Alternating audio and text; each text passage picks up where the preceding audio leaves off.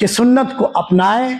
محبت رسول کا تقاضا ہے جس مجلس میں آپ کا نام لیا جائے، جہاں پر آپ کا ذکر ہو، وہاں پر کثرت سے درود و سلام پڑھیں، لیکن بغیر کسی مخصوص کیفیت کے۔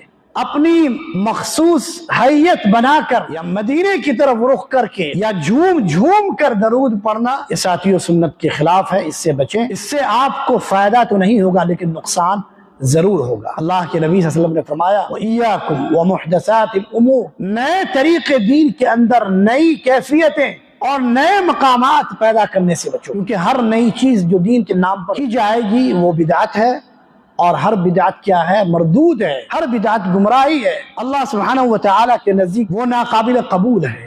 دین کے ہر مسائل میں ساتھیوں دین ہمارا مکمل ہے، شریعت ہماری مکمل ہے، اس لیے کوئی بھی شخص اپنی طرف سے کسی بھی نئے طریقوں کو، چاہے وہ محبت رسول کے نام پر ہو کیوں نہ ہو، اسے اختیار نہیں ہے کہ دین کے اندر کوئی نئی چیز کا اضافہ کرے۔